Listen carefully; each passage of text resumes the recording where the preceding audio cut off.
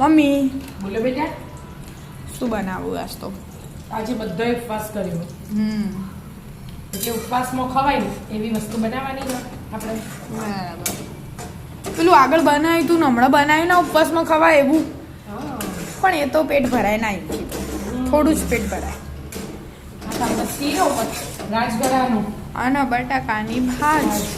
રાજગરાનો શીરો ઉપવાસમાં તૈયાર જ કર્યો. આજ મહાશિવરાત્રી. આવો આજે તો ઉપવાસ કરવો જ પડે. યસ.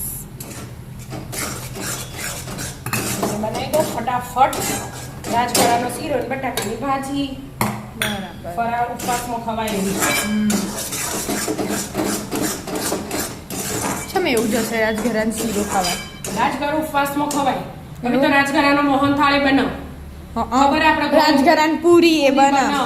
પૂરી તો આપણે બનાવીએ પણ મોહન થાળ હજી બનાવીએ નહીં ઘેર. હા, પણ રાજગરાન આપણે ખાધેલું. આપણા ગામમાં ઉત્સવ હતો ને એટલે શંકર ભગવાનનો, એટલે બનાવે. 11 આવી હતી ને એ રાજગરાનો મોહન રાખે તો રાજગરાના પેલા રમકડા આવું ભૂંગળા હા, એવાય બનાવે. એવાય બનાવે. આવું તો બધું જ બને. લોટે મળે ને બધું તૈયાર. ઉપવાસના લોટે. હા, લોટે મળો. એટલે તો જો મેં આજે તો વડા બનાવ્યા. ઉપવાસમાં ખવાય એવા મસ્ત મજાના. ઓહો, હા, સના આવું તે બટાકાના જ છે. બટાકાના જ છે પણ અંદર બધું ઉપવાસમાં ખવાય એવું એવું નથી. વસ્તુ નથી. આપણે એકદમ બટાકા વડા બનાવીએ ને હા, એવા ઉપવાસમાં ખવાય એવા વડા. બરાબર. બીજા બધા મસાલા વગર. હા, ખાલી આદુ મરચાં નાખો ને મીઠું નાખ્યું. બીજું તો વિડીયો Dry આવશે, fruits. જોઈ લેજો તમે. એટલે બીજું કોઈ ખાસ બનાવ્યું નહીં. તમે તો આટલા જ બનાવ્યા.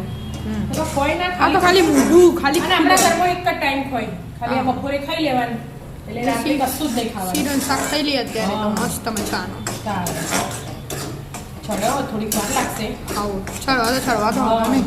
આ ગોળનું પાણી બનાવીને તૈયાર જ કરી દઉં. એવું હોય. દેશી ગોળનું. હા, બરાબર. હવે ગળીને રેડી દેવાનું. હવે ચડી રે એટલી વાર હા, ચડવાનું. હા. સ્મેલ આવી આવી જાય. જાય સ્મેલ જો ચડી જાય છે. વડા પરથી ખબર પડી જાય. અને સ્મેલ આવી જાય એટલે મને ખબર પડી જાય કે બની ગયો. લીમડો લાવી દીધો. સરસ. ધોઈ દો. આજે જ ધોયો હવારે. હા, હવારે તો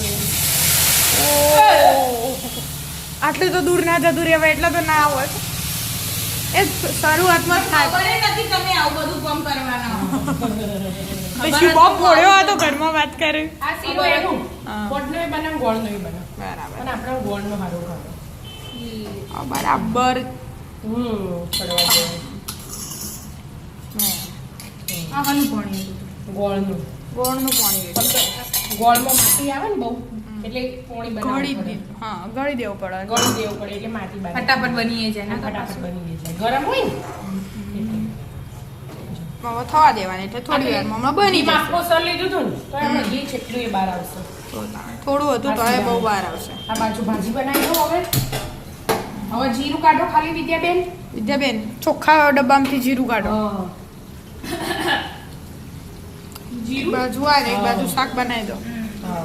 મૂકી દીધું. હા બેટા શાક વઘારવા. અને જીરું લઈ લીધું. અને લીમડો ગંદો અને લીલા મરચાં લીલા ઘરનો. બરાબર. હા.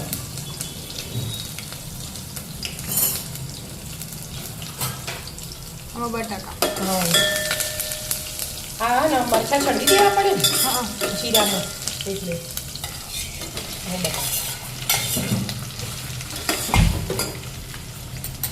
હવે સ્વાદ પ્રમાણે મીઠું. બધું ઉપવાસ વાળું છે ઉપવાસ ચોખ્ખું. વાળું છે ચોખ્ખું.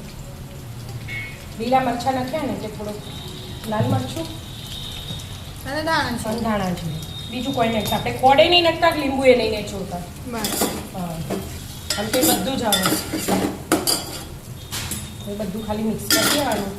સંધાણા ઉપરથી મૂકી દેવાના. મસ્ત મજાના બટાકાની ભાજી તૈયાર.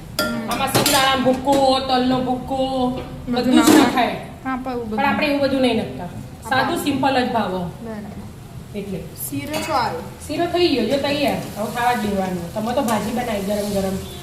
શીરો તરત થઈ જઈએ. હા, ગરમ હોય ને એટલે જો ચડીએ રહ્યો. આ ચડીએ ને એ ચડી રહી એટલું તમારું રાખવાનું. તમને આવડતું ને હજી થોડું વાર લાગે. બે મિનિટ જેવું ખાલી ચડવા દેવાનું. હા, 2-5 મિનિટમાં તૈયાર.